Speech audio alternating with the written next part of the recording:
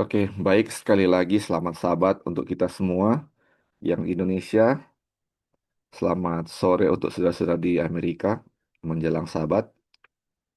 Saat ini kita akan melanjutkan kita punya pelajaran atau Bible study dari buku Country Living. Dan hari ini hari Sabat tanggal 7 Juni tahun 2025. Seperti biasa kita akan review apa yang sudah kita pelajari waktu lalu secara singkat. Dia punya poin-poin. Sebelum kita memulai kita punya pelajaran di chapter 7. Dan ini waktu minggu lalu kita sudah pelajari di chapter 6 yang judulnya ini Colonizing at Institutional Center atau berkerumun di pusat-pusat institusi atau berkoloni di pusat-pusat institusi ya. Jadi ini sebagaimana kita sudah pelajari waktu lalu ya, ini disarankan untuk kita tidak boleh berkerumun atau berkumpul di satu tempat ya. Jadi kebanyakan di mana ada sekolah-sekolah, ada sanitorium, ada eh, penerbitan atau ya publishing house ya, di mana ada institusi-institusi kita, kebanyakan orang berkerumun atau berkoloni di situ ya. Mereka eh, senang untuk sama-sama ya, sebab orang yang percaya satu iman. Kebanyakan umat Tuhan suka sekali bersama-sama seperti itu ya, tinggal bersama-sama. Dan itu sepertinya sangat menyenangkan ya kalau kita berkumpul bersama-sama dengan saudara-saudara seiman. Tetapi itu dari pelajaran yang kita sudah pelajari waktu lalu, kita tidak disarankan untuk berkumpul atau berkoloni. Kenapa kita tidak boleh ya? Ini dia punya pertanyaan sesuai dengan pelajaran yang waktu lalu kita pelajari. Yang pertama ini dia bilang berkerumun atau berkoloni itu bukan kehendak Tuhan. Dia bilang ya, ini kutipan yang lalu kita eh, di chapter 6 kita bisa baca, dia bilang Tuhan menghendaki agar umatnya tersebar di seluruh bumi. Mereka tidak boleh berkerumun. Jadi tujuannya kenapa mereka tidak boleh berkerumun adalah agar umatnya ini menjadi terang di tempat-tempat yang gelap, bukan berkumpul di tempat yang sudah terang ya. Jadi ini tujuannya hanya satu ya, agar supaya terang Tuhan itu bisa tersebar di mana-mana. Agar nama Tuhan itu bisa dikenal di mana-mana ya, saudara-saudara, bukan hanya di satu tempat. Misalnya kalau kita pelajari ya di Battle Creek itu sudah umat Tuhan sudah banyak situ, terang sudah orang ketahui di tempat itu. Jadi ini harus umat Tuhan harus berpencar, tersebar supaya terang Tuhan bisa berada di mana-mana. Mereka bisa menjadi saksi Tuhan di mana-mana. Jadi Tuhan tidak menghendaki untuk apa? Mereka tinggal bersama-sama atau berkerumun di satu tempat, di satu tempat tertentu ya. Jadi harus berpencar atau tersebar ya. Kedua ini dengan tujuan yang sama ya, bahwa supaya pekabaran Tuhan bisa disebar di seluruh dunia. Ini contoh murid-murid di Yerusalem. Jadi ketika murid-murid itu sudah enggan berpencar, mungkin sudah nyaman ya bersama-sama dengan orang-orang seiman. Mereka bersama-sama tinggal di Yerusalem. Apa yang Tuhan izinkan waktu itu? Tuhan izinkan penganiayaan ya terjadi di apa? Di Yerusalem. Dengan adanya penganiayaan, ini orang-orang ini umat-umat Tuhan tersebar di mana-mana. Tersebar di muka bumi ini, di mana mereka bisa menjadi terang, di mana tempat mereka tinggal ya. Jadi nggak berpusat di satu tempat. Jadi harus berpisah-pisah, tersebar di mana-mana agar menjadi apa? Bisa menjadi terang. Tujuannya itu menjadi terang agar terang Tuhan tersebar di mana-mana.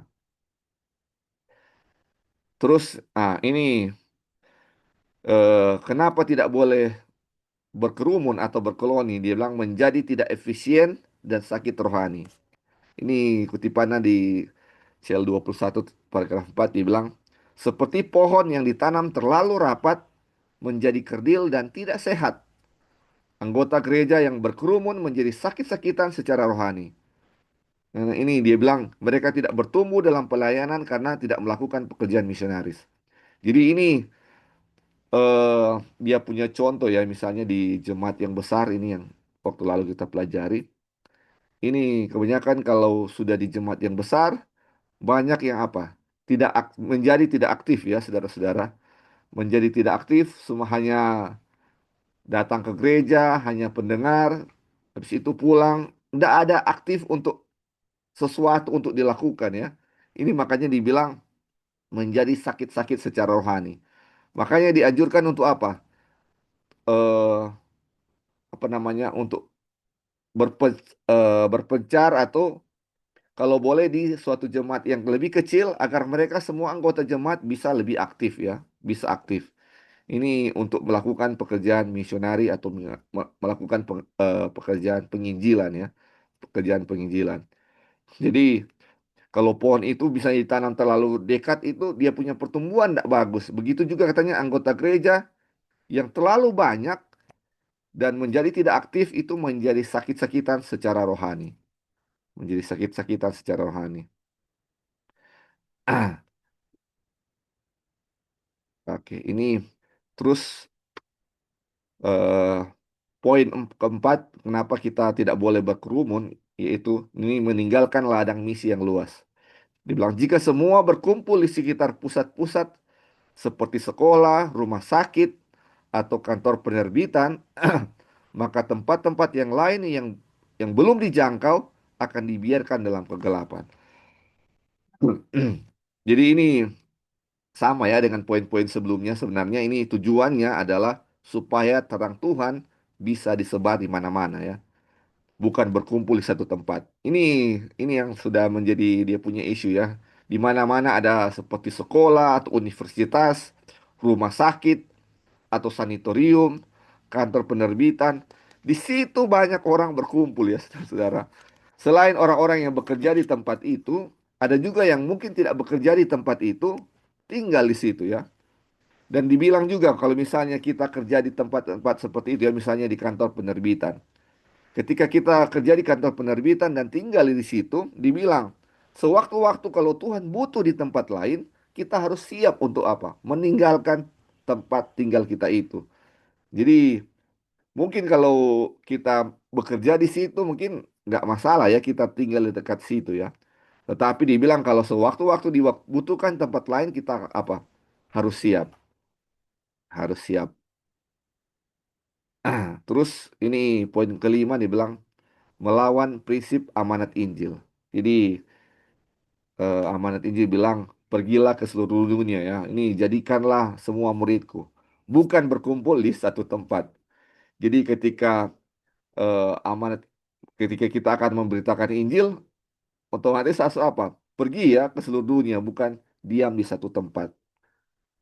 Bukan diam di satu tempat. Ah, ini poin 6. Ini memadamkan potensi gereja kecil. Ketika orang tua memindahkan anak ke sekolah besar, gereja kecil kehilangan kekuatan. Padahal mereka bisa mulai sekolah lokal dan mengembangkan pendidikan Kristen di daerah mereka sendiri. Jadi ini ada isu atau ada suatu hal yang Ellen White kemukakan di chapter 6 ini. Jadi misalnya kita tinggal di gereja kecil dan anak-anak kita sudah waktunya untuk sekolah. Dan di tempat kita nggak ada sekolah ya, nggak ada sekolah gereja. Otomatis kita mau anak-anak kita sekolah di sekolah Tuhan ya, sekolah gereja. Jadi kita akan bawa anak-anak kita ke sekolah yang kita di tempat lain yang mungkin sudah lebih berkembang ya. Jadi ketika kita mau sekolahkan anak kita, kita juga pindah ke tempat di mana sekolah itu berada ya. Dan kebanyakan itu tempat itu sekolah besar yang gerejanya juga besar karena tempat anak-anak sekolah di sana. Jadi kita meninggalkan gereja kecil. Jadi ini dibilang ketika kita pindah di sana untuk menyelokkan anak kita, ini gereja kecil yang kita tinggalkan ini kehilangan kekuatan yang dibilang. Lama-lama bisa mati kalau apa? Kita tinggalkan itu gereja kecil. Padahal kita sangat dibutuhkan di situ ya. Makanya ini waktu lalu dianjurkan kalau boleh, kalau memungkinkan kita bisa apa? Bangun sekolah lokal ya. Walaupun kecil, disarankan untuk apa? Tidak pergi ke yang besar, kita bisa bangun sekolah-sekolah lokal di mana anak-anak di situ bisa dididik untuk apa? pekerjaan Tuhan, atau bisa dididik untuk lebih mengenal Tuhan. Orang-orang di sekitar bisa lebih mengenal Tuhan melalui sekolah-sekolah lokal yang kita bangun di daerah-daerah kita sendiri ya. Ini yang waktu lalu eh, kita sudah pelajari. Oke. Ini poin nomor 7, malaikat Allah terkesan sedih. Jadi bilang, malaikat melihat umat yang hanya hadir di pertemuan dan mendengarkan khotbah, tapi tidak aktif bekerja untuk menyelamatkan jiwa. Jadi waktu lalu kita sudah pelajari ya, dibilang bagaimana perasaan malaikat ketika kita sudah berada di akhir zaman dan kita katanya ada umat-umat Tuhan yang ketika mendengar khotbah yang tidak menguatkan, mereka kecewa ya, mereka sedih karena oh khotbahnya tidak menguatkan. Tetapi umat-umat Tuhan ini cuma datang dengar khotbah, pulang, dan kalau khotbahnya nak bagus atau nak menguatkan, mereka kecewa. Dan ketika melihat ini, malaikat katanya malaikat sedih kalau lihat seperti ini. Orang-orang yang cuma datang, pulang, mengharapkan khotbah yang menguatkan, tetapi tidak melakukan apa-apa, tidak aktif bekerja untuk menyelamatkan jiwa. Bagaimana katanya perasaan malaikat kalau melihat seperti ini? Mereka sedih ketika melihat ini, ketika sudah di akhir zaman, orang-orang atau umat-umat Tuhan hanya melakukan ini. Sedih atau kecewa kalau tidak mendengarkan khotbah bagus, tapi hanya datang dengar pulang, tidak melakukan suatu apa, penginjilan atau tidak melakukan sesuatu hal untuk menyelamatkan jiwa. Terus poin ke-8, pusat konsentrasi membunuh semangat misi. Ellen White menegaskan bahwa Yerusalem modern atau Battle Creek telah menjadi contoh kegagalan karena konsentrasi berlebihan. Harus dipecah dan disebarkan ke tempat baru. Jadi ini contohnya dia bilang Battle Creek sama dengan Yerusalem modern katanya. Ini sudah banyak umat Tuhan sudah berkumpul di situ. Sama seperti waktu dahulu umat-umat Tuhan berkumpul di Yerusalem sehingga Tuhan izinkan adanya penganiayaan di Yerusalem sehingga mereka apa bisa berpencar. Sekarang Battle Creek sudah berkumpul, sudah banyak umat Tuhan di sana, disarankan untuk apa? Untuk berpencar ya, disebar di mana-mana supaya terang Tuhan bisa apa namanya? eh, bisa ada di mana-mana ya. Bisa terang Tuhan bisa lebih cepat untuk disebarkan ke seluruh dunia. Nah, itu yang chapter 6 kita sudah pelajarin. Nanti chapter 7 ini kita akan pelajari ya. Ini bagaimana Tuhan menyarankan untuk apa? Bagaimana kita akan counter living atau mau menyebar ya. Ini Ellen White sudah tegaskan kepada mereka untuk jangan berkumpul di satu tempat atau di Battle Creek, dan banyak orang, ada 100 atau 200 orang yang mau meninggalkan Battle Creek itu. Tetapi ada nasihat-nasihat yang akan diberikan yang akan kita pelajari sekarang ya di chapter 7 ini.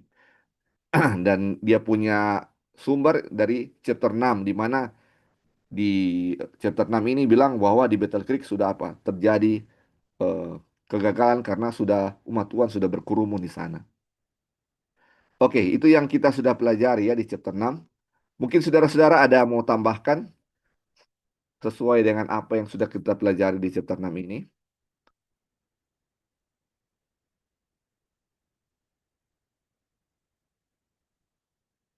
Tentang berkerumun ya.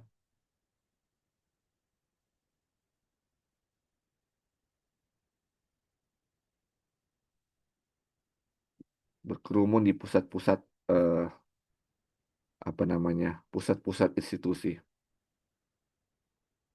Oke, kalau tidak ada kita akan lanjut ya saudara-saudara sesuai dengan pelajaran untuk hari ini. Jadi, oh, sorry. Judulnya Guided by God's Providence, Providence ya, atau dituntun oleh penyertaan Tuhan, dituntun oleh penyertaan Tuhan. Oke, kita akan mulai ya, saudara-saudara. Jadi ini adalah Bible study, saudara-saudara. Jadi semua bisa kasih masukan atau kasih pertanyaan. Kita bisa diskusi dari apa yang sedang kita pelajari. Oke, ini Subjudulnya sebagaimana Tuhan membuka jalan. Dia bilang waktunya telah tiba ketika Tuhan membuka jalan, keluarga-keluarga harus pindah dari kota.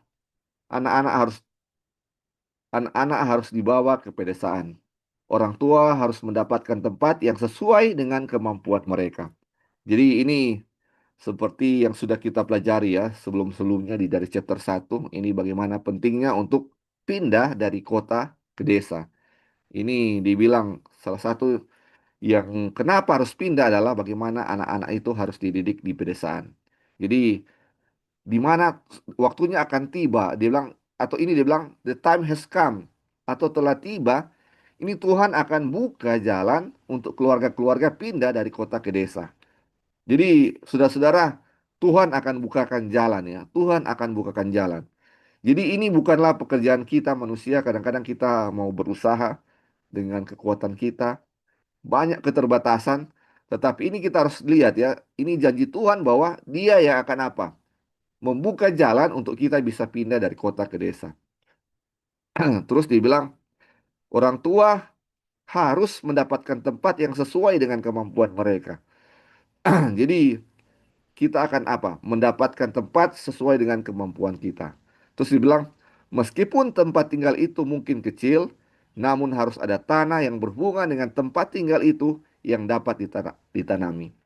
Jadi kalau dari kutipan ini kita bisa lihat ya, prinsip untuk bisa mendapatkan, untuk country living itu adalah apa? Kita mendapatkan tanah, tempat tinggal, dan tanah yang dapat ditanami.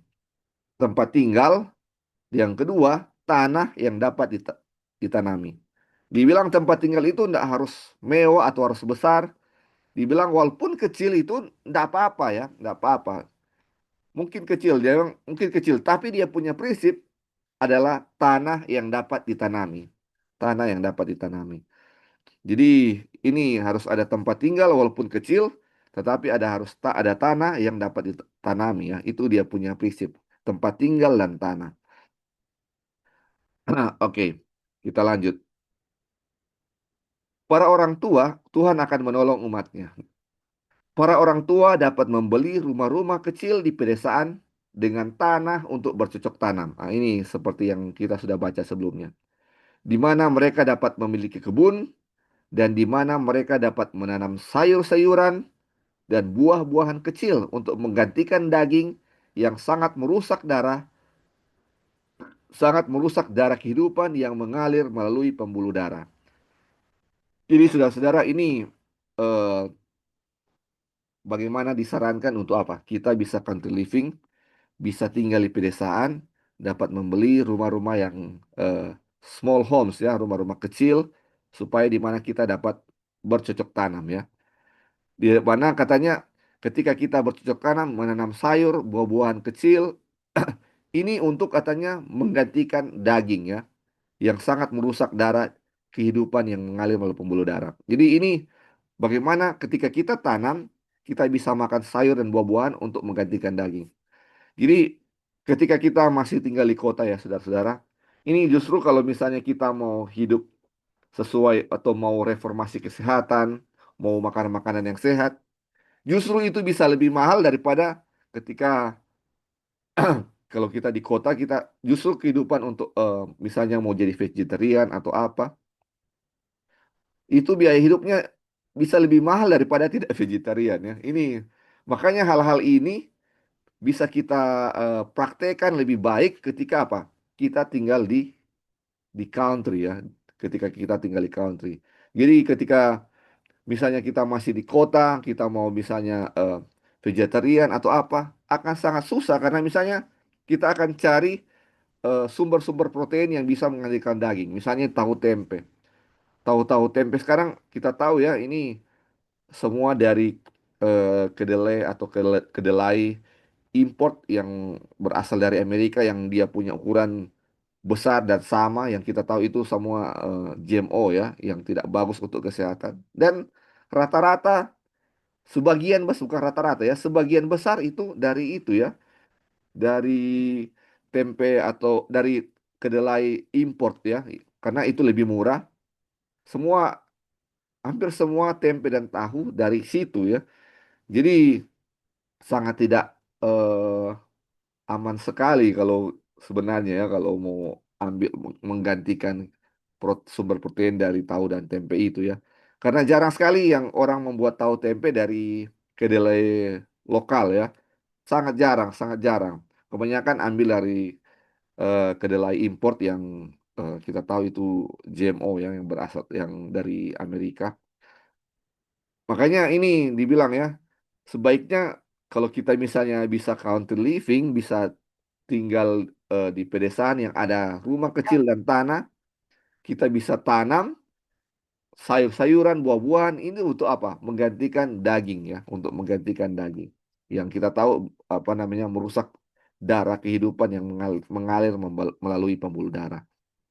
Jadi ini reformasi kesehatan akan lebih gampang ketika apa? Kita tinggal di country ya, di country. Terus dibilang di tempat-tempat seperti itu anak-anak tidak akan dikelilingi oleh pengaruh-pengaruh yang merusak dari kehidupan kota. Allah akan menolong umatnya untuk menemukan rumah-rumah seperti itu di luar perkotaan. Jadi, saudara-saudara, kita sudah pelajari ya, memang dari chapter-chapter sebelumnya bahwa ini anak-anak ketika di kota akan dikelilingi oleh pengaruh-pengaruh yang merusak ya.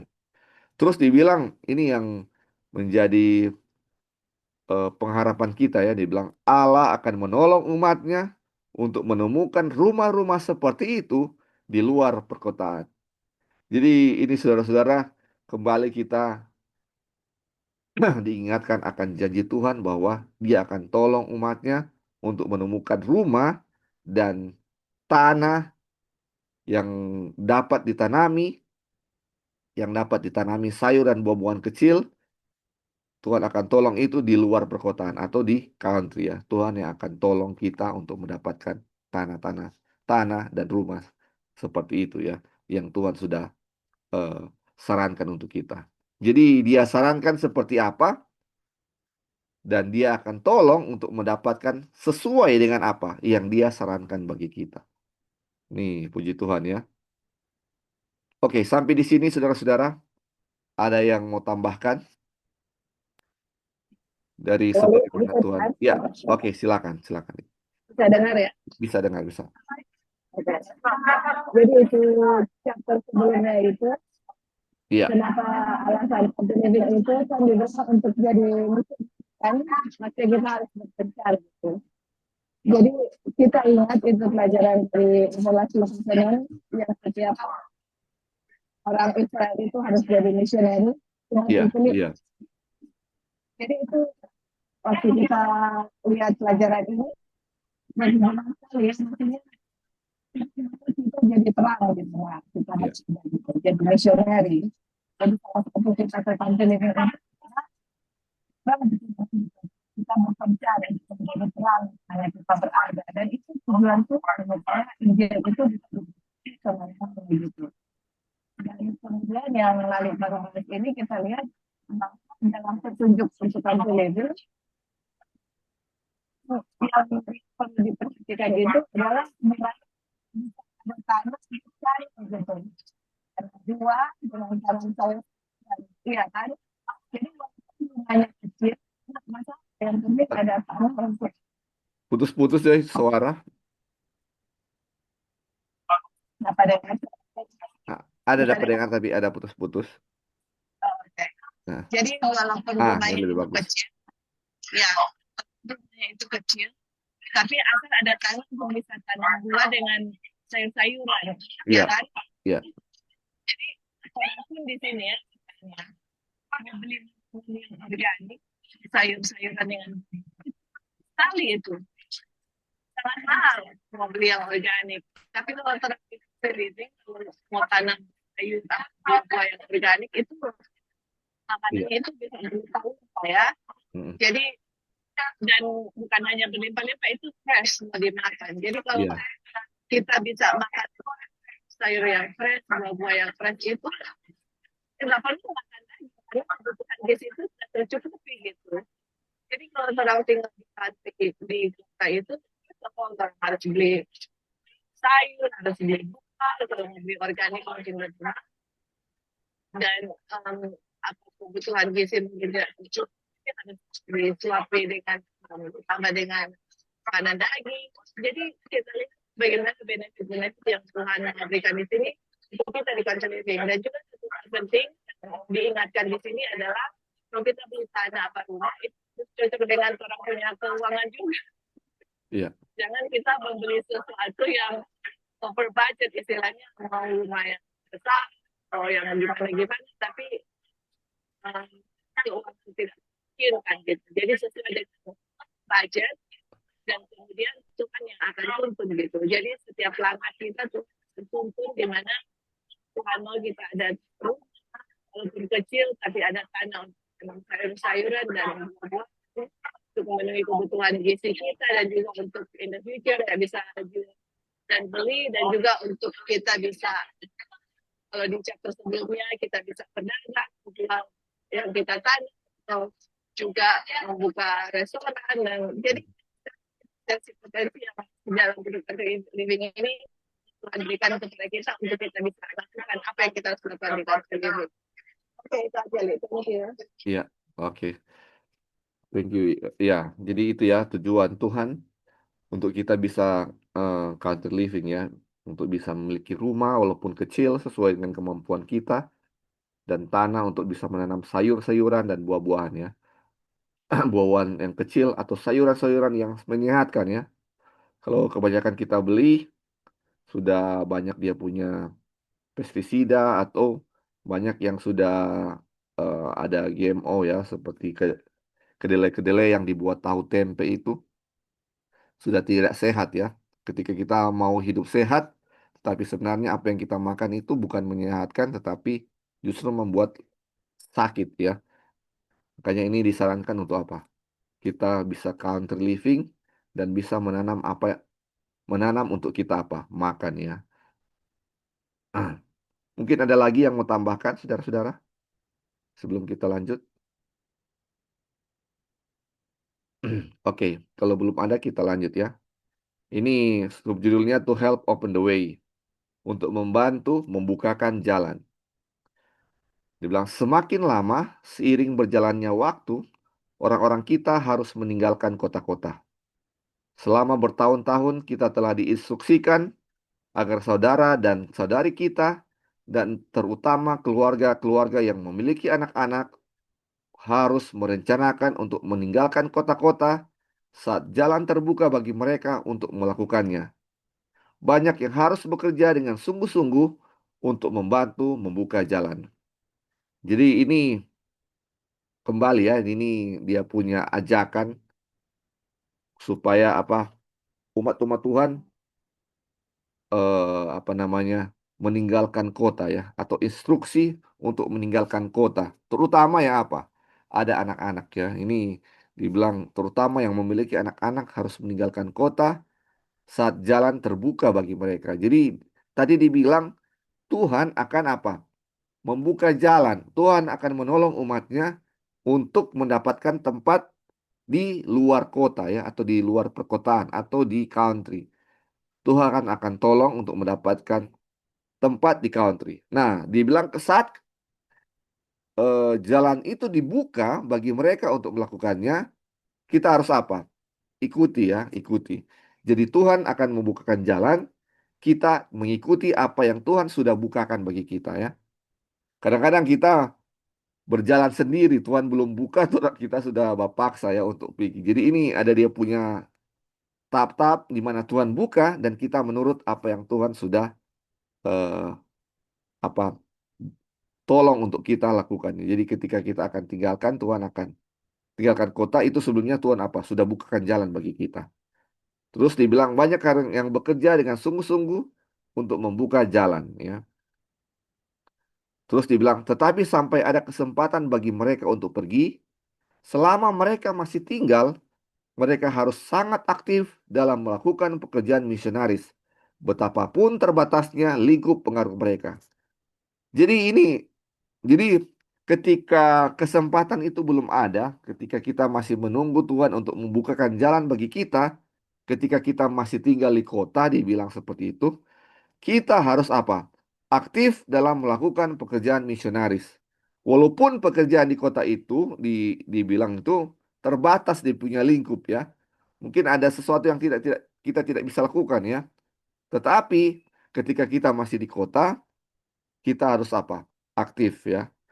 Jadi tidak mungkin ya saudara-saudara kita tidak aktif di kota, cuman sama seperti dibilang tadi ya, di chapter sebelumnya kita hanya gereja, dengar khotbah pulang, tidak melakukan apa-apa ya, tidak melakukan apa-apa, terus kita pindah, tiba-tiba kita jadi aktif di sana. Nggak seperti itu ya, mungkin harus ada dulu kita punya jiwa untuk mau menginjil di kota, dan ketika kita pindah di desa, dia punya semangat yang sama terus kita bawa ya untuk apa? Untuk mengabarkan Injil atau menjadi misionaris ketika kita tinggal di country. Jadi karena banyak orang-orang yang ketika mau tinggal di country, dia punya motif adalah selfish motif ya, supaya lebih tenang, lebih apa, dia punya yang enak-enak yang mereka mau dapatkan di sana, tetapi tidak mau apa? Untuk bekerja, untuk mengabarkan Injil kepada orang lain. Sudah tinggal di daerah yang tidak terjangkau di mana sudah sangat jauh, orang-orang pun susah untuk jangkau dan kita sudah apa? Tertutup sama sekali dengan lingkungan luar dan apa? Tidak ada pekerjaan penginjilan yang kita lakukan. Itu bukan rencana Tuhan, itu eh, penyimpangan yang kalau kita itu sangat salah ya. Itu bukan tujuan Tuhan untuk kita country living dan tidak menginjil sama sekali. Jadi ketika kita country, kita juga harus apa? Menginjil atau menjadi terang untuk orang-orang yang tinggal di sekitar kita. Oke, sampai di sini saudara-saudara, ada yang mau tambahkan? Subjudulnya ini yang to help open the way. Ya, silakan bro, Iya bro. silakan. Ya jadi apa namanya,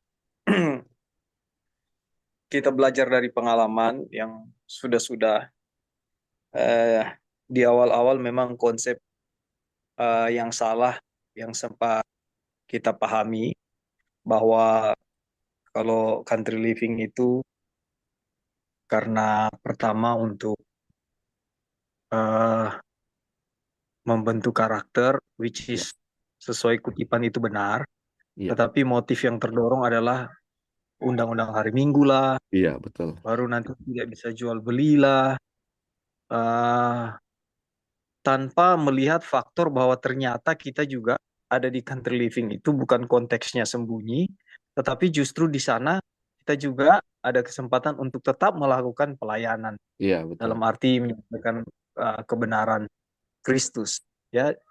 Dan pastinya bahwa di daerah pun tempat kita tinggal itu mungkin berbeda denominasi dengan kita, Iya, tapi intinya dari ajaran ini bahwa kita harus juga tetap melakukan pekerjaan misionaris, ya. Lalu eh, dan saya berpikir bahwa luar biasa sekali ketika kita juga punya bekal tentang medical missionary, karena ini apa namanya, eh, yang paling efektif untuk menjangkau orang-orang dengan knowledge, ya, pengetahuan kita tentang medical missionary, karena di sekitar kita tidak lepas dari banyak juga orang sakit. iya, Lalu kita dibekali dengan hal itu, alangkah luar biasanya, ya. Kita bisa belajar medical missionary untuk memiliki pemahaman-pemahaman yang juga menjangkau tentunya orang dengan eh, cara-cara seperti ini adalah menjadi tugas kita, dan bukan semata-mata country living karena kita menghindari hal-hal yang sudah dinubuatkan ini. Kan juga artinya kita pergi sembunyi. Jadi ada tugas tanggung jawab, dan juga di kutipan lain ada apa namanya, penginjilan kota, ya. Artinya walaupun kita juga tinggal di country living, kita juga bisa pergi untuk menyampaikan kabaran di kota. Thank you, brother. iya bro. Iya. Jadi itu ya tujuan country living seperti itu ya. Jadi sama seperti Kak Dolphin bilang tadi ya. Kadang-kadang kita country living karena undang-undang hari Minggu. Kalau kita lihat ya, dia punya di chapter 5 ya, kalau nggak salah tentang undang-undang hari Minggu. Salah satu kenapa kita harus country living karena itu ya, memang undang-undang hari Minggu. Tapi kalau kita lihat chapter 5, dia punya pelajaran cuman 1 halaman lebih ya, tidak sampai 2 halaman, cuma 1,5 halaman, sangat singkat untuk bilang ke mau country living gara-gara eh, untuk country living karena undang-undang hari Minggu. Dia punya penjelasan cuma singkat sekali ya. Kita harus pergi karena memang waktunya sudah singkat. Tetapi kalau ini yang untuk kasih pelajaran, untuk menjadi berkat, untuk menjadi terang bagi orang lain, panjang sekali ya. Dia punya keterangan-keterangan dari chapter-chapter ini. Kalau tentang hari Minggu cuma sedikit sekali. Tetapi kebanyakan orang-orang punya motif untuk country living karena itu ya. Sudah undang hari Minggu. Kebanyakan kita seperti itu. Tetapi sebenarnya dia punya tujuan awal adalah menyelamatkan keluarga kita dari pengaruh-pengaruh kota ya. Kadang-kadang kita mau country living bukan karena pengaruh-pengaruh kota yang merusak keluarga kita, tapi ketakutan akan undang-undang hari Minggu ya. Ketakutan akan undang-undang hari Minggu. Itu yang kebanyakan terjadi ya, saudara-saudara. Jadi kita harus ubah kita punya mindset. Jadi tujuan utama adalah untuk apa? Membuka, menyelamatkan keluarga kita dari pengaruh kota, untuk bisa mendapatkan makanan yang sehat, dan paling penting adalah bagaimana pekabaran Tuhan bisa apa? Tersebar di mana-mana, kita bisa menjadi alat Tuhan di tempat di mana kita pergi untuk country living ya. Menjadi terang. Itu tujuan utama menjadi misionaris Tuhan. Oke, ada lagi yang mau tambahkan sebelum kita lanjut? Lalu, Ya, silakan, silakan. iya, untuk tadi ya yang mungkin ada bilang itu, um, orang punya pengalaman di masa lampau itu country living itu sangat sangat apa ya, sangat real gitu, dimana seakan-akan orang country living itu hanya mau mau melarikan diri gitu, Iya, bersembunyi, dan akhirnya bukan hanya itu, berkelompok-kelompok, iya, maksudnya iya, berkoloni gitu, berkoloni. Jadi ternyata bukan seperti itu tujuan Tuhan. Makanya kan di sini sebelum seorang country living lebih bagus baca petunjuknya apa yang Tuhan mau gitu. Dan memang betul ya, kalau kita country living harus medical missionary. Itu kalau Nuat bilang itu tangan kanan yang akan membuka pintu untuk Injil masuk. Dan kalaupun teman-teman masih tinggal di kota, kalau tahu medical missionary bisa bisa untuk jadi apa namanya, untuk bekerja, untuk aktif di kota gitu. Karena kalau kita lihat, kalau kita nggak ada pengetahuan untuk itu, susah untuk aktif gitu, karena tangan kanannya nggak ada gitu, gimana membuka pintu gitu, nggak ada apa ya, nggak bisa orang kita reach mereka kalau kita nggak ada pengetahuan mengenai medical missionary. Dan juga tadi Lali bilang mengenai tahu ya, tahu itu yang diimpor dari yang sudah GMO. Makanya di dalam orang punya yang kita belajar itu, di dalam orang punya menu makanan itu nggak ada sama sekali tahu. Kenapa? Karena GMO gitu. Jadi kalau sudah di country living, kita harus benar-benar tanam tanaman yang harus ada kacang-kacangan, umbi-umbian, dan juga apa namanya uh, apa yang kedelai, kacang hijau, semua itu kita harus tahu. Dan juga kalau kita lihat dia di masa lampau, ada teman-teman kita yang pergi country living, karena maunya berkoloni, di mana satu orang pergi tuh mau pergi ikut di situ, mereka nggak peduli dengan tanah gitu. Maksudnya apakah tanah ini bisa menumbuhkan atau bagaimana gitu. Akhirnya pastinya nggak bisa tanam apa-apa. Jadi akhirnya di country living nggak bisa menghasilkan buah, nggak ada sayur-sayuran. Jadi kalau teman-teman mau country living pun harus perhatikan tanahnya gini. Ini di mana kita bisa tanam, bisa bertumbuh nggak tanam kita. Dan kalaupun sudah terlanjur kita beli ya, kalau punya di indekas, sudah terlanjur kita beli tanah atau apa yang tidak menghasilkan, kita bisa berdoa sama Tuhan, Tuhan bagaimana untuk kita bisa kelola ini tanah, karena di chapter sebelumnya kalau kita nggak salah kita harus minta wisdom sama Tuhan untuk kelola tanah. Kalau gagal jangan kecewa. putus asa. Jadi ya jangan kecewa dan harus terus berusaha untuk bisa gitu. Karena ya kalau mungkin kita nggak tahu petunjuk country living gimana, hanya ikut-ikutan country living, akhirnya sudah terlanjur dan seperti itu, tetap kita berusaha untuk cari bagaimana cara untuk bisa bertanah apa tumbuhan itu bertumbuh ataupun minta tanah Tuhan. Tuhan apakah memang kita mau di sini atau apakah Tuhan mau kita pindah gitu. Jadi setiap langkah kita harus involve Tuhan, tanya sama Tuhan apa yang saya harus lakukan gitu. Terus kedua di tempat kita pergi di country living, apakah saya bisa misioneri di sini apa enggak gitu loh. Karena tujuan Tuhan adalah salah satu untuk jadi misioneri. Jadi misioneri itu apa? Untuk reach orang-orang di sekitar kita, di tetangga kita, di gereja kita, keluarga kita, ataupun reach ke kota ya dengan cara kita ada sanitarium atau lifestyle center, bawa orang dari kota ke tempat kita. Jadi potensi yang kita lihat untuk country living itu luas, tidak terbatas gitu. Dan kita punya pikiran selama ini hanya narrow minded atau hanya sempit kita punya pemikiran. Ternyata Tuhan punya great rencana yang besar sekali kalau di country living. Asal kita ikut petunjuknya dan minta sama Tuhan. Kita mau Tuhan menjadi great blessing, kita mau Tuhan gunakan, bagaimana ini caranya. Dan kita harus faithful in little things. Jadi maksudnya setia dalam hal-hal kecil, apa yang Tuhan berikan, dan Tuhan akan membuka jalan untuk hal-hal yang besar. Dan tujuh Tuhan orang bisa belajar ini supaya pas selesai pelajaran country living, orang sudah tahu persis apa yang harus kita lakukan di country living atau apa yang akan kita beli dan seterusnya dan seterusnya. Dan kalau mengikuti petunjuk Tuhan, country living akan menjadi berkat yang luar biasa.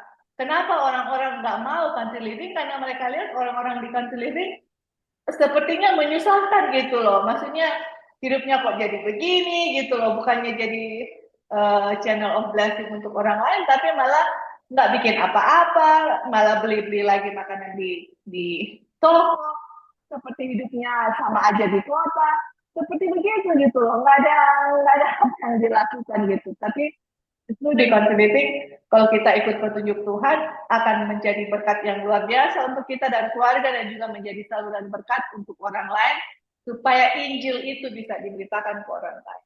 Oke, thank you. Oke, ya, terima kasih. Betul sekali ya. Oke, mungkin ada yang mau tambahkan lagi? Ada yang mau atau pertanyaan sebelum kita lanjut?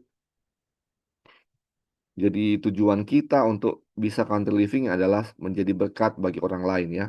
Bukan menjadi sesuatu supaya orang kasih berkat ke kita ya. Kadang-kadang kalau kita sudah country living, mungkin sudah kekurangan uang atau apa, dan mungkin ada yang harus bantu-bantu. Justru kalau kita country living, kita yang bisa apa? Bantu atau menolong orang lain ya. Bisa membantu atau menolong orang lain. Oke, kalau tidak ada kita lanjut ya. Jadi ini subjudulnya nasihat dan petunjuk bagi mereka yang berencana meninggalkan perkotaan. Jadi di chapter 6 kita sudah baca ya bahwa pelajari di Battle Creek itu sudah sama seperti Yerusalem, di mana orang-orang atau umat-umat Tuhan sudah berkerumun di sana. Jadi kita lihat ya, ini ada dia punya latar belakang yang sudah kita pelajari. Nah ini kita baca ya. Sebuah pernyataan yang ditulis pada tanggal 22 Desember 1893 sebagai tanggapan atas surat dari seorang pekerja terkemuka di Battle Creek yang memberitahukan kepada Nyonya White bahwa sebagai tanggapan atas peringatan untuk meninggalkan Battle Creek, sekitar 100 atau 200 orang sedang bersiap-siap untuk pergi dari Battle Creek sesegera mungkin. Jadi dari amalan Ellen White bahwa di Battle Creek itu sudah banyak umat Tuhan yang berkerumun, dia sarankan untuk apa? Untuk tinggalkan Battle Creek, berpencar ya, jangan jangan berkeloni di satu tempat supaya dengan berpencar atau menyebar di mana-mana supaya apa? Terang Tuhan bisa apa? Tersebar di mana-mana, nama Tuhan bisa dikenal di mana-mana, bisa menjadi misionaris di tempat yang baru ya. Nah, ketika dikasih pekabaran itu dibilang ada apa? 100 atau 200 orang yang apa? Sedang bersiap untuk apa? Tinggalkan Battle Creek as soon as possible, segera mungkin. Nah, sebelum mereka akan tinggalkan Battle Creek itu ada nasihat yang Ellen White berikan bagi mereka yang akan menjadi nasihat untuk kita ya. Menjadi nasihat untuk kita yang akan meninggalkan kota untuk apa? tinggal di pedesaan. Ini dia punya nasihat ya, saudara-saudara. Suratmu memberitahukan kepadaku, saudaraku, bahwa ada banyak orang yang tergerak hatinya untuk pindah dari Battle Creek.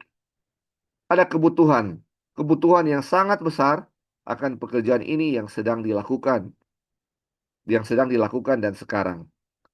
Mereka yang telah merasa akhirnya harus pindah, janganlah terburu-buru dalam semangat atau dengan cara yang gegabah atau ya terburu-buru ya, atau dengan cara yang di kemudian hari mereka akan sangat menyesal karena telah pindah. Jadi ini luar biasa saudara-saudara. Jadi ini eh, nasihat Ellen White bagi mereka yang sudah tergerak hatinya untuk bisa untuk mau keluar dari Battle Creek atau bagi mereka yang mau country living. Ini dia punya nasihat. Ini dibilang apa? Kalau kita kebanyakan ketika dengar ini ada semangat ya saudara-saudara untuk mau country living. Tapi dibilang apa? Ketika mau pindah dari kota ke desa, jangan terburu-buru. Jangan terburu-buru, jangan gegabah. Jangan gegabah. Supaya dibilang di kemudian hari ketika kita pindah, kita apa? Tidak menyesal. Karena kebanyakan saudara-saudara ketika pindah dengan gegabah, dengan terburu-buru, ketika sudah sampai di country living, menyesal dan akhirnya kembali lagi ke kota. Itu eh, ini sudah dibilang dan betul apa yang terjadi sekarang kebanyakan seperti itu ya. Kebanyakan seperti itu. Makanya ini mungkin sangat bagus untuk kita pelajari untuk mau country living ini. Jangan terburu-buru dengan semangat ya. Dalam semangat. Tetapi harus apa? Pertimbangkan dengan baik-baik. Kita lanjut ya, baru saudara-saudara tambahkan. Dibilang, berhati-hatilah agar tidak ada tindakan yang ceroboh dalam mengikuti nasihat untuk pindah dari Battle Creek. Janganlah melakukan apapun tanpa mencari hikmat dari Allah yang telah berjanji untuk memberikan dengan cuma-cuma kepada setiap orang yang meminta dan yang tidak mengingkari. Jadi saudara-saudara, ketika kita mau pindah, ini contoh dari Battle Creek, atau mau pindah dari kota ke desa, kita harus apa katanya? Mencari hikmat dari Tuhan. Dan dibilang ini Tuhan telah berjanji untuk memberikan secara cuma-cuma kepada semua orang yang meminta. Dan dia tidak akan mengingkari. Jadi janji Tuhan ini kita harus apa? Tuntut untuk apa? Karena Tuhan telah berjanji untuk memberikan kepada kita apa yang telah dia janjikan. Dibilang cari hikmat Tuhan. Jangan terburu-buru. Yang dapat dilakukan oleh setiap orang hanyalah menasihati dan memberikan saran. Dan kemudian membiarkan mereka yang telah diyakinkan dalam hal tanggung jawab untuk bergerak di bawah bimbingan ilahi dan dengan segenap hati yang terbuka untuk belajar dan menaati Allah. Jadi saudara-saudara, ini ada kalau ini ya kalau misalnya ada saran dari orang lain untuk mau country living itu cukup memberikan saran ya, dibilang jangan hal-hal yang lain ya. Misalnya nanti kita akan pelajari ya. Jadi yang hanya bisa dilakukan oleh orang lain adalah memberikan saran ya. Dan orang yang akan mau country living itu dia yang harus apa? Bergerak di bawah pimpinan ilahi. Jadi ada yang bisa memberikan saran, tetapi yang mau country living itu atau orang yang bersangkutan itu harus bergerak di bawah pimpinan Tuhan. Bukan gara-gara dorongan dari orang lain atau apa ya paksaan atau dorongan dari orang lain baru kita mau country living gara-gara ada orang lain yang kasih bilang itu ya. Bukan gara-gara orang lain baru kita mau country living ya saudara-saudara. Tapi itu apa? Bimbingan dari Tuhan. Dan dibilang dengan segala hati yang terbuka untuk belajar dan menaati Allah. Oke, kita selesaikan di sini ya, saudara-saudara. Dia bilang, saya merasa gelisah ketika saya menyadari bahwa mungkin ada beberapa guru kita yang perlu lebih bijaksana dalam memberikan nasihat. Para utusan yang membawa pekabaran rahmat kepada dunia kita, yang mendapat kepercayaan dari orang-orang, akan dimintai nasihat. Kehati-hatian yang besar harus dilakukan oleh orang-orang ini yang tidak memiliki pengalaman sejati dalam kehidupan praktis dan yang akan berada dalam bahaya dalam memberikan nasihat tanpa mengetahui apa yang dapat ditimbulkan oleh nasihat itu terhadap orang lain. Jadi saudara-saudara, ada mungkin pemimpin-pemimpin kita atau guru-guru yang memberikan pelajaran mungkin terutama tentang pelajaran tentang healthy living ya. Mungkin eh, mereka kasih nasihat untuk misalnya ayo tinggalkan desa atau apa, hal-hal seperti itu ya. Ini dibilang harus hati-hati kalau mau kasih pekabaran ini atau memberikan nasihat. Kalau mereka itu dia punya pengalaman itu belum belum ada ya, belum dia bilang pengalaman sejati dalam kehidupan praktis itu tidak dimiliki. Dan ini ketika mereka mau kasih nasihat kepada orang lain, ini apa namanya dibilang berbahaya ya.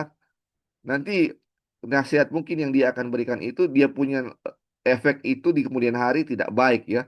Nanti akan justru akan ketika orang itu tidak berhasil untuk country living misalnya, dia akan salahkan orang yang menasihati ini.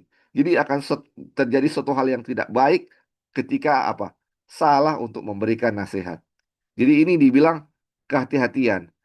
Dan apa yang harus bisa kita lakukan hanya memberikan saran. Nanti orang yang bersangkutan itu dia yang harus apa? Meminta kepada Tuhan dan dia akan dituntun oleh apa? Tuntunan Tuhan sendiri ya. Bukan karena apa? Anjuran atau paksaan dari orang lain. Bukan seperti itu ya. Oke, saudara-saudara, ada yang mau tambahkan sampai di sini tentang terburu-buru dalam eh, mengikuti nasihat Tuhan. Ini luar biasa. Ada yang mau tambahkan? Sudah mengerti ya? Jadi, untuk pindah harus meminta nasihat Tuhan, kita tidak boleh apa? Terburu-buru karena nanti akan ada penyesalan di belakang hari ya. Penyesalan di belakang hari. Ya, bro. Ya, oke bro, silakan. Kalau kalau kita lihat dari statement ini, kutipan ini kan bilang jangan terburu-buru. Iya, iya. Artinya kita mempersiapkan waktu, Persiapkan dengan matang. ya. Iya. Hmm, Iya, mempersiapkan dengan matang, waktu dipersiapkan. iya, Contoh ya, ketika kita dapat pekabaran ini, apa yang ada di benak kita sekarang dengan berdoanya kita kepada Tuhan, apa tuntunan yang Tuhan kasih, seperti itu kan? iya, Bukan juga bilang jangan terburu-buru, artinya juga menunda-nunda, iya, iya, kan bukan begitu. Kalau di sini bicara waktu, nah kita ingat eh, tahun 70 AD, kebinasan Yerusalem itu terjadi. Nah, tahun 66 harusnya sudah binasa kan. iya, Tetapi ada masa 4 tahun sebelum ke 70 AD itu sampai Yerusalem binasa. Nah, itu adalah kesempatan di mana sebenarnya 4 tahun itu orang-orang bisa mempersiapkan diri mereka iya. dalam konteks kebinasan itu, artinya keluar dari Ya, Yerusalem bisa melarikan ya, diri. dan pergi ke country living. Contohnya seperti itu kan. Dan sangat erat hubungannya dengan pekabaran kebinasan Yerusalem ini dengan country living. Artinya ketika ada waktu dan ada kesempatan, dengan doa tentunya sudah mulai mempertimbangkan, memikirkan, dan mengambil langkah-langkah. Ya kan di sini dibilang Tuhan akan tuntun. Nah, jadi ingat bahasa tergesa-gesa itu bukan berarti kita menunda-nunda. Iya, Ya atau oh, santai aja, belum waktunya.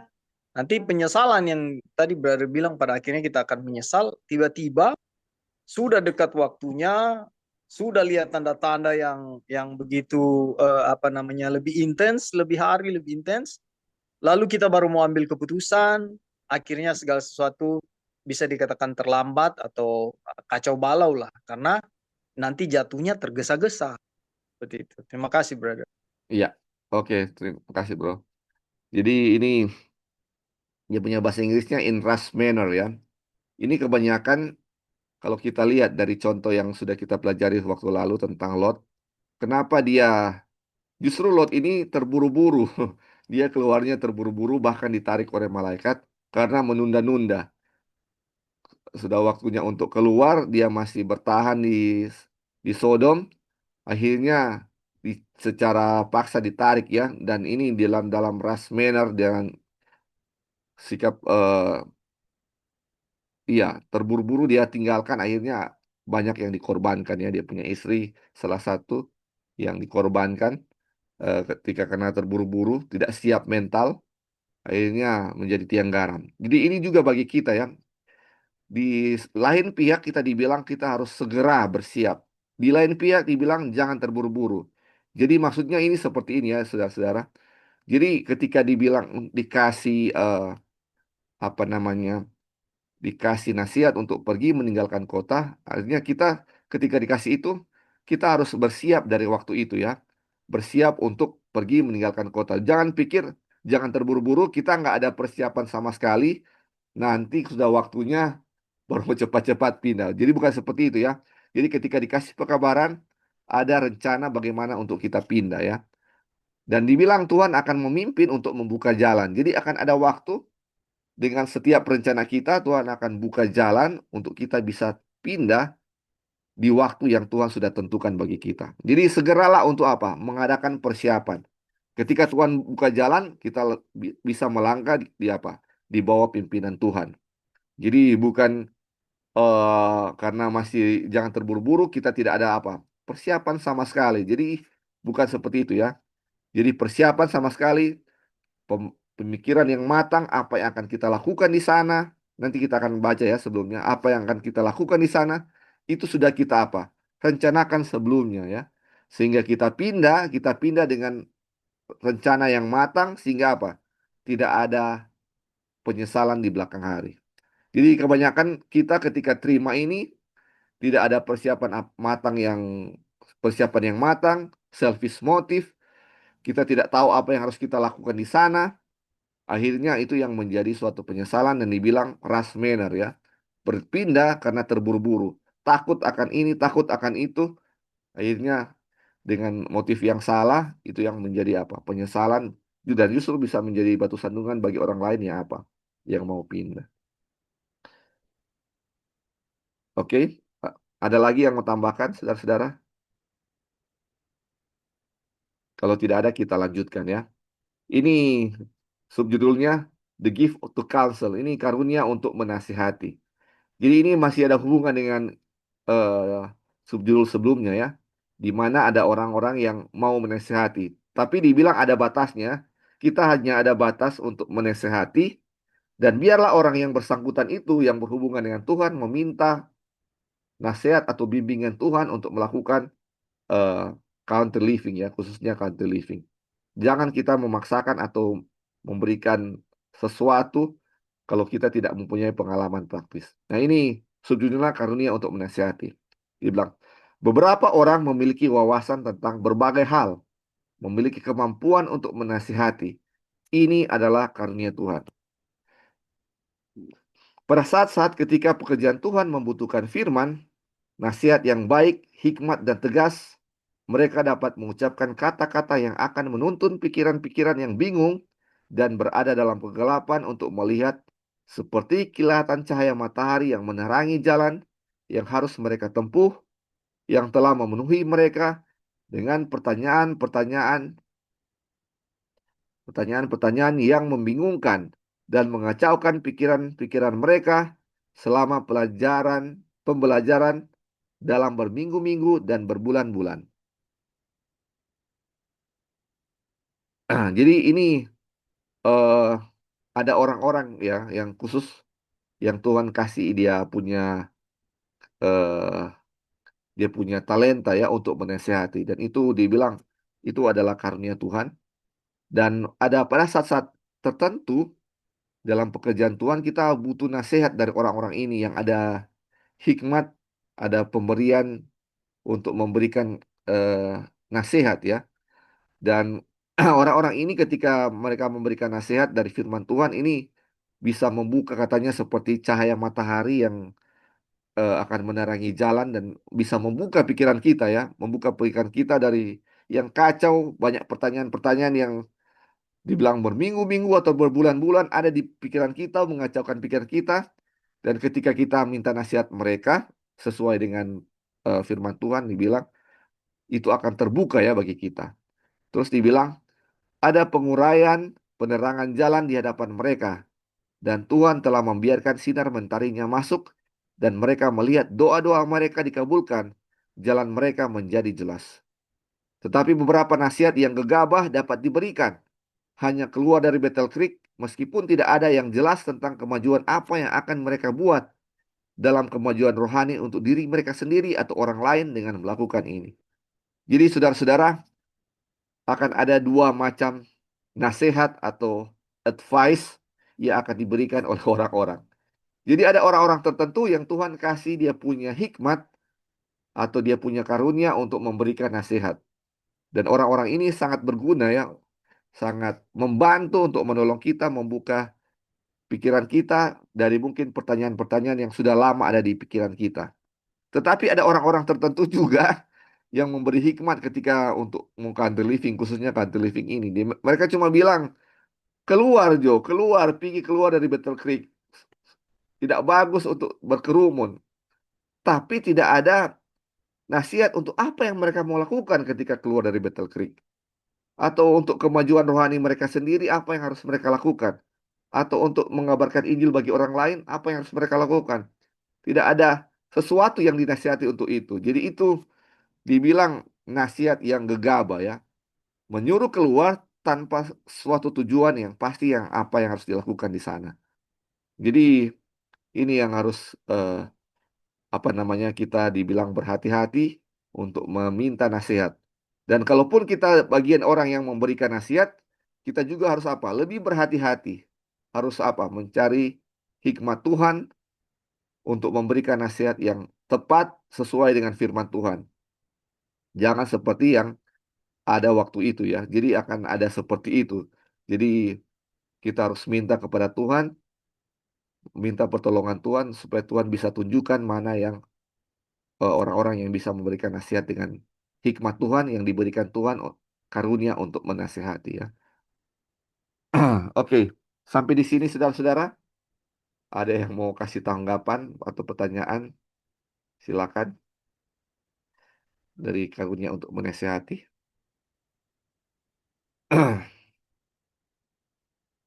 Oke, kalau belum ada kita lanjut ya. Ini kita akan sampai di halaman 5 ya. Ini subjudulnya pertimbangkan dengan cermat setiap langkah. Hendaklah setiap orang mengambil waktu untuk mempertimbangkan dengan seksama. Dan janganlah seperti orang dalam perumpamaan yang mulai membangun tetapi tidak dapat menyelesaikan. Jadi saudara-saudara, ini kita disarankan atau dikasih nasihat untuk apa?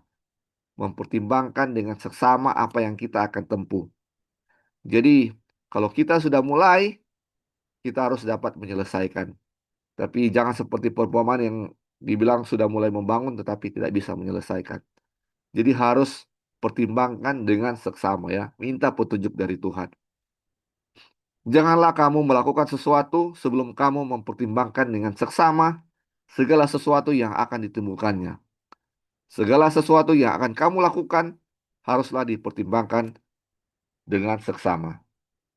Kepada tiap-tiap orang dibebankan pekerjaannya sesuai dengan kesanggupannya. Karena itu janganlah ia melangkah dengan ragu-ragu, tetapi dengan teguh dan dengan rendah hati percaya kepada Allah. Jadi saudara-saudara, setiap langkah kita, apa yang kita akan ambil, harus kita pertimbangkan dengan seksama ya. Pertimbangkan dengan seksama. Kalau kita bikin ini, apa yang akan terjadi?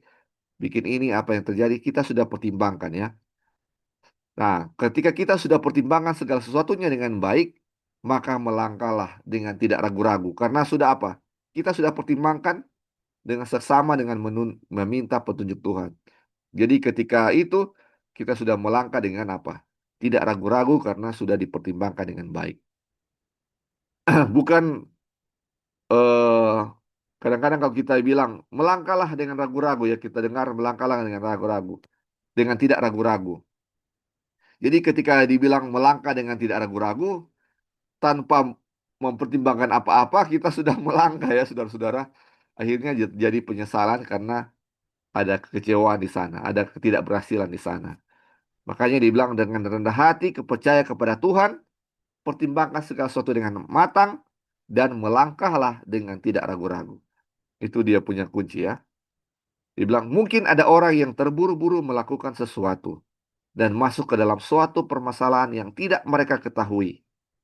Hal ini tidak dikehendaki Tuhan. Berpikirlah dengan jujur, penuh doa, pelajari firman dengan penuh ketelitian dan doa, dengan pikiran dan hati yang terjaga untuk mendengar suara Allah. Memahami kehendak Allah adalah hal yang luar biasa. Jadi saudara-saudara, dibilang mungkin ada yang sudah terburu-buru ya. Dan ini dinasihatkan kita untuk jangan terburu-buru. Dan ini dibilang, ini tidak dikehendaki Tuhan kalau kita terburu-buru. Lalu berpikir dengan apa? Dengan jujur, penuh doa, pelajari firman Tuhan dengan ketelitian, supaya kita bisa memahami apa yang Tuhan kehendaki bagi kita. Dan ini adalah suatu hal yang luar biasa dengan memahami kehendak Tuhan bagi kita. Jadi pertimbangkan dengan cermat setiap langkah kita. Setiap langkah kita. Mungkin ada yang mau tambahkan, saudara-saudara? Ini subjudul ini. Halo, Dik. Ya, silakan, silakan. Silakan. Ya, jadi yang kita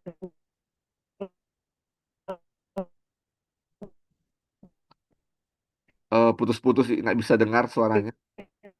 lihat di konteks jangan terburu-buru itu adalah, bisa dengar sekarang, Dik? Ya, sudah bisa dengar. Bisa dengar Sudah ya. saya? Oke. Jadi yang dalam konteks terburu-buru itu adalah jangan pergi kalau kita nggak tahu bikin apa. Ya. Ya kan, karena nggak ada rencana gitu.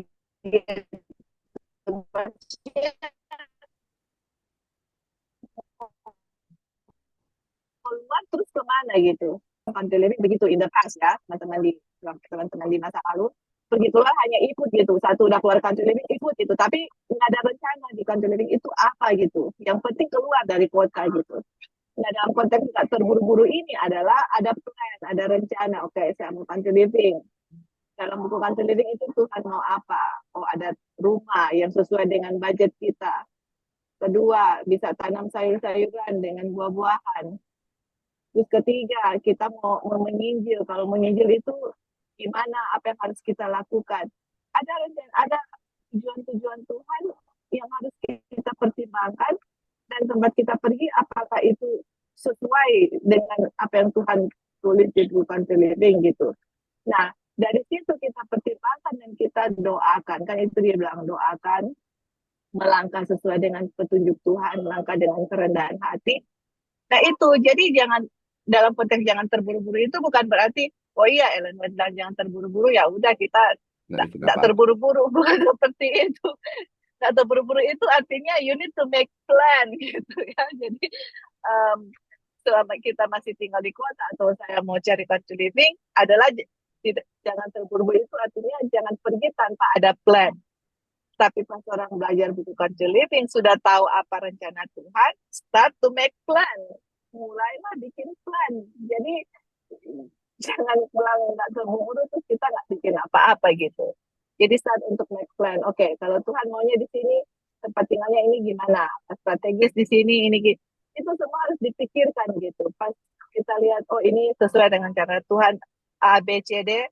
Oke, Tuhan, ini Tuhan mau kita begini, Tuhan mau kita reconciliate begini, kita lihat di sini sesuai dengan kehendak Tuhan. Sekarang Tuhan yang tuntun gimana, buka jalan gitu. Seperti itu dalam konteks nggak terburu-buru. Yang konteks terburu-buru itu adalah pergi keluar nggak tahu bikin apa. Mau bikin apa, mau rencana apa, enggak. Yang penting ikut-ikut. Ada orang yang suruh pergi, saya pergi. Ikut guru di mana saya mau tempat kita belajar Bible study, di situ kita pergi, tapi nggak bikin apa-apa. Akhirnya yang reality yang kita lihat, orang balik lagi ke kota karena nggak ada rencana gitu.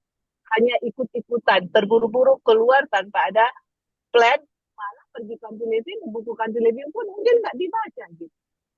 Pergi baca, ya, ataupun baca tapi nggak dibikin apa-apa seperti itu. Jadi sekarang kita sudah tahu, atau mungkin kita akan selesaikan pembahasan kita buku ini dan kita tahu apa Tuhan mau kita bikin, dari situ kita bikin rencana dan minta sama Tuhan Jangan kita orang bergantung kepada orang lain. Oh, kamu harus begini-gini. No, Tuhan sudah ada rencananya.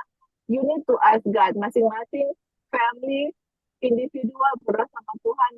Tuhan mau kemana? Apa yang harus langkah apa yang saya harus ambil? Bagaimana? Jadi itulah yang kita bikin ya, bikin rencana sesuai dengan kehendak Tuhan dan start planning apa yang kita mau bikin. Kalau masih di kota besar, apa saya harus pindah di kota apa desa yang lebih kecil dulu untuk lihat bagaimana atau di masing-masing Tuhan akan tuntun poin demi poin. Tapi yang penting adalah you need to make plan as soon as possible sesuai dengan kehendak Tuhan dan kemudian kita berdoa dan Tuhan akan tuntun gitu. Oke, Li, itu aja tambahannya. Thank Ya, you. terima kasih. Mungkin ada lagi yang mau tambahkan saudara-saudara tentang bagaimana pertimbangan cepat dalam melangkah. Jangan terburu-buru itu adalah membuat rencana ya, membuat suatu rencana. Apa yang akan kita lakukan ketika melakukan the living?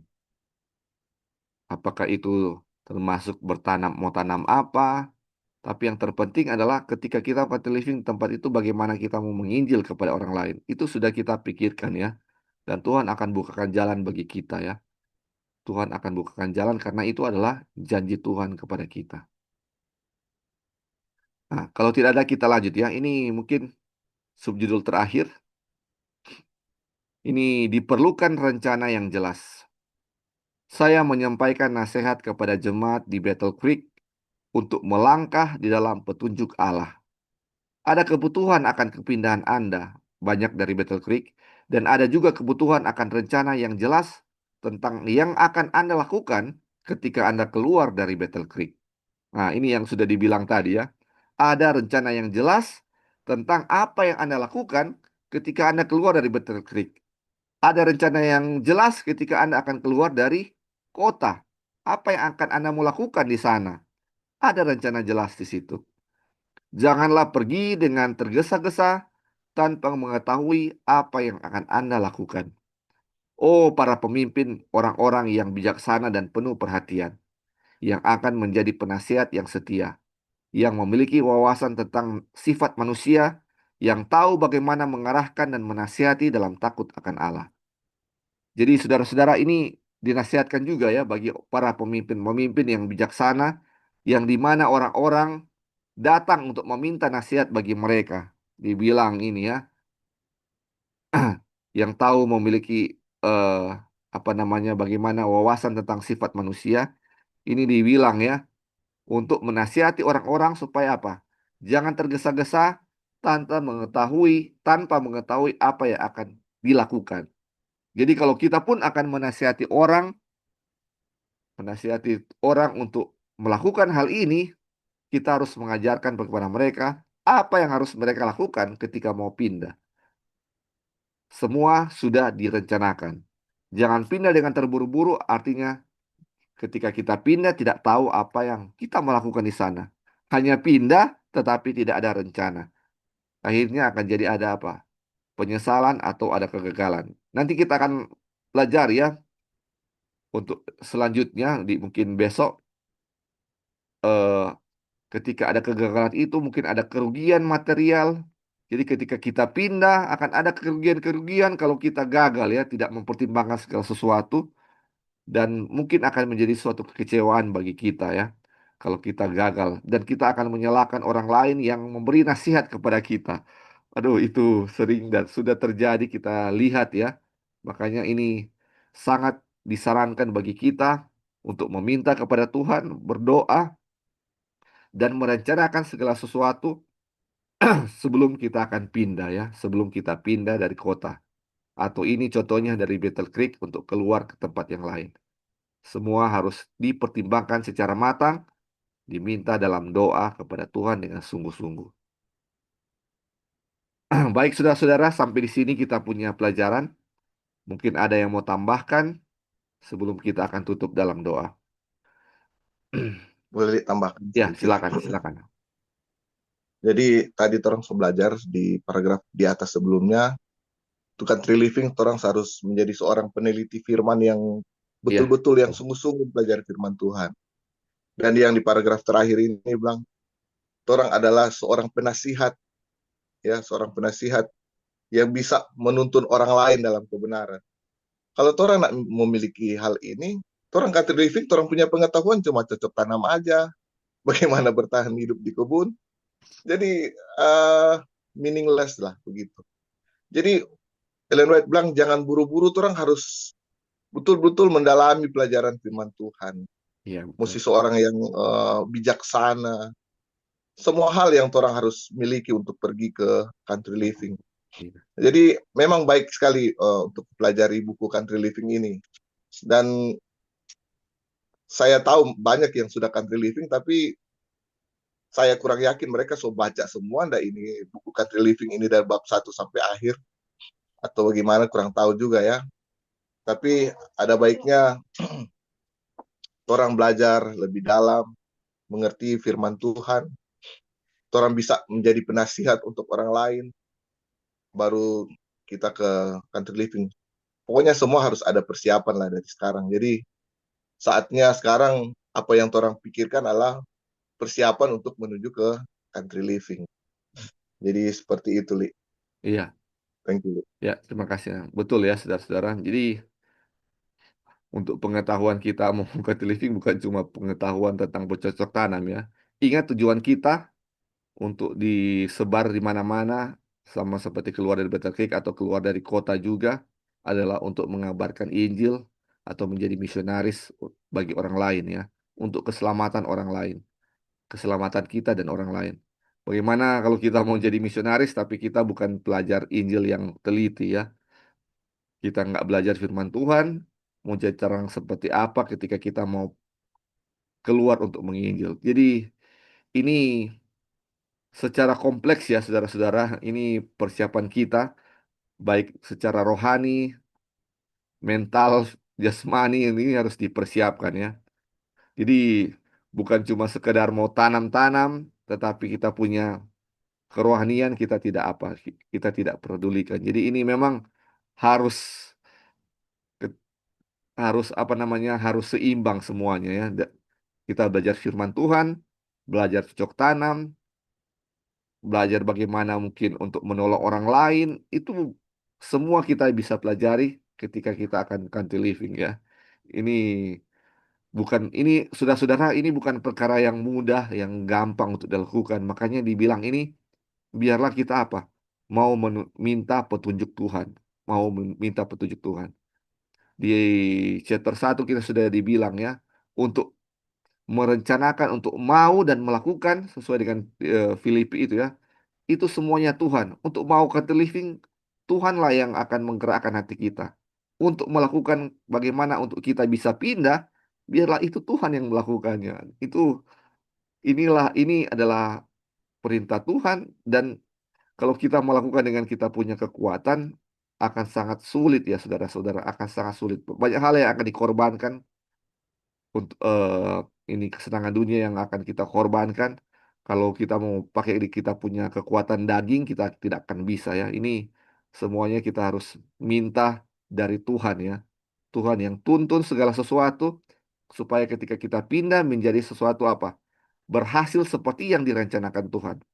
Kebanyakan pindah bukan dengan rencana Tuhan, akhirnya bukan menjadi terang, tetapi bisa menjadi batu sandungan bagi orang lain. Ini yang suatu kegagalan yang menjadi pelajaran untuk kita semua ya. Dan kita tidak menjudge juga ya orang-orang yang misalnya sebelumnya gagal bahwa mereka itu betul-betul gagal, tetapi kita bisa tahu ya mereka juga bisa mengambil pelajaran dari kegagalan mereka. Tetapi ini ya yang Tuhan sudah tunjukkan bagi kita bagaimana untuk country living, minta kepada Tuhan, pertimbangkan semuanya secara matang dan Tuhan akan menuntun kita. Bila ada nasihat-nasihat ini ya yang disarankan. Kita menasihat dengan hati-hati, memberikan nasihat ataupun mendengarkan harus dengan hati-hati, dan biarlah yang bersangkutan sendiri yang akan apa? Dibimbing oleh Tuhan untuk melakukan apa yang Tuhan sudah firmankan atau perintahkan. Oke, saudara-saudara, ada yang mau tambahkan? Silakan. Sebelum kita mau tutup dalam doa, karena waktu juga sudah setengah Lik, sembilan. Ya, silakan. Sebelum kita berdoa. yang terakhir, Lik, Iya, tanggapannya adalah kita harus berhati-hati dengan presumption dengan faith kan, atau apa itu prasangka, prasangka, Prasangka. Iya, prasangka, prasangka dengan faith. Jadi untuk melangkah ke country living itu we need to walk by faith, iya, iya. berjalan dengan Iman. iman. Berjalan dengan iman adalah berjalan sesuai dengan firman Tuhan. Yang kita lihatnya banyak orang seperti gini statementnya. Wah, kita country living walk by faith. Waktu kita dengan perkara country living, kita langsung pergi aja gitu. Terus, tapi nggak ada plannya gitu loh. Tapi dalam tanda kutip orang-orang berbicara melangkah dengan iman, kasih tinggal kerja saya pergi langsung pergi gitu, tapi realitinya nggak ada plan. Nah itu yang bikin apa ya istilahnya, kenapa banyak orang country living itu kembali lagi ke kota gagal dalam country living, karena semua ikut excitement dengan juga hanya berjalan dengan presumption gitu, bukan by faith. By faith itu adalah ikut apa yang Tuhan bilang di buku yang orang belajar. Itu by faith. Other than that is presumption untuk saya ya. Walaupun dengan bergebu-gebu orang bilang apa, tapi kalau nggak sesuai dengan apa yang Tuhan sudah tulis di sini, it is not by faith. It is presumption gitu. Dan presumption dengan faith itu mereka susah mau di apa ya istilahnya, sangat tipis dia punya perbedaan Iya, gitu. iya. Tipis sekali perbedaan. Kita bisa terkecoh dengan orang-orang berbicara walk by faith, tapi realitinya is presumption gitu. Nah itu yang bikin merusak rencana Tuhan dalam country living, karena orang country living yang gagal itu karena presumption kebanyakan. Ini yang kita lihat ya. I'm not sure, dan kita juga yang tadi Lali bilang, kita nggak mau judge orang-orang yang seperti itu. Tuhan sangat mengasihi mereka, Tuhan mau menyelamatkan kita semua. Tapi yang kita mau sampaikan di sini adalah dalam country living itu ada berkat yang luar biasa yang Tuhan siapkan untuk keluarga dan orang lain. Itu yang saya mau bilang. Asalkan orang berjalan dengan firman Tuhan. Kalau orang berjalan sesuai dengan firman Tuhan, disitulah letak kegagalan yang kita lihat tidak sesuai dengan rencana Tuhan. Contoh misalnya tanaman sudah gagal misalnya dalam kita coba udah langsung give up, nggak mau bikin lagi, atau country living hanya bersembunyi, nggak mau missionary, nggak, terus di country living itu nggak tahu mau bikin apa, akhirnya menyusahkan orang lain dan sebagainya. Tapi I mean rencana Tuhan jadi rusak, malah justru dengan begitulah banyak orang nggak mau country living karena mereka lihat kehidupan country living bukan seperti yang Tuhan mau kita di country living seperti itu. Jadi kita harus hati-hati dengan presumption dengan faith gitu. Jadi untuk rencana itu yang kita harus bikin itu, lihat apa yang Tuhan mau kita bikin di country living. Itu jalan by faith. Other than that buat kita rasa bukan by faith, itu presumption. Kita mau bikin ini, kita mau tinggal di sini gini. Itu semua ada di dalam buku country living ini. Berapa jauh dari kota, apa kita harus bikin. Semua ada di sini gitu loh. Dia punya plan, semua Tuhan sudah kasih step by step, one by one, apa yang kita harus bikin gitu. Dan itulah yang kita harus doakan dan berjalan dan minta petunjuk Tuhan gitu. Itulah yang kita rasa berjalan dengan iman. Selain kita nggak bikin nggak sesuai dengan rencana Tuhan, itu semua langkah by faith, presumption, hanya tunggu waktu. Pasti kalau nggak ikut sesuai dengan Tuhan, akan ada sesuatu yang malah merusak ya rencana Tuhan untuk country living. Tapi kalau kita berjalan dengan iman, itu akan menjadi berkat luar biasa untuk kita sendiri, keluarga kita, dan terlebih untuk orang lain. Karena Tuhan mau menyelamatkan orang lain, Tuhan mau gospel itu diberikan kepada semua orang. Jadi itulah rencana Tuhan untuk membuka jalan orang lebih tahu country living, dan juga adalah memanggil orang-orang atau keluarga-keluarga yang di kota, tapi kita harus tahu bagaimana untuk membawa mereka ke country, mereka mau bikin apa. Nah itulah rencana-rencana yang kita harus pikirkan dan doakan, dan bawa dalam doa, dan Tuhan akan tuntun gitu untuk dimana kita akan, apa yang kita harus lakukan. Nah itulah yang kita lihat ya, maksudnya itulah walk by faith, bukan walk by presumption. Oke, thank you. Ya, oke, terima kasih. Jadi memang untuk country living kita harus apa? Berjalan dengan iman ya. Jadi kalau ada lawan iman itu namanya presumption. Mungkin dia punya terjemahan Indonesia agak susah ya. Eh, asumsi atau prasangka. Jadi kayak aneh kalau tapi kalau ini kita lihat ya, ini bahasa Inggrisnya presumption. Jadi kita lawan dari iman adalah presumption. Jadi membedakan iman dan presumption itu, iman itu adalah melakukan atau percaya atau bergantung pada apa yang firman Tuhan katakan. Sedangkan presumption kadang-kadang mungkin mau melakukan apa yang Tuhan katakan, tetapi tidak seperti seperti apa persisnya yang firman Tuhan bilang ya, itu seperti itu. Jadi contohnya misalnya firman Tuhan bilang ketika kamu country living akan ada keberhasilan, akan ada tanaman yang bagus, Tuhan akan memberikan panen yang melimpah. Tapi kalau misalnya presumption, oh kalau kecil-kecil juga enggak apa-apa, yang penting kita bisa hidup. Mungkin seperti itu ya. Nggak salah seperti itu. Tetapi apa namanya? Nggak sesuai dengan apa yang Tuhan janjikan. Jadi mungkin seperti itu ya, dia punya contoh-contoh kecil yang sering terjadi dalam kehidupan kita. Jadi kalau firman Tuhan bilang A, kita percaya firman Tuhan akan bilang akan terjadi seperti itu. Itulah apa? Iman ya. Itulah iman. Oke, saudara-saudara, sampai di sini kita punya Bible study. Sudah 8:30 kita akan tutup. Eh, baik, kita akan tutup dalam doa.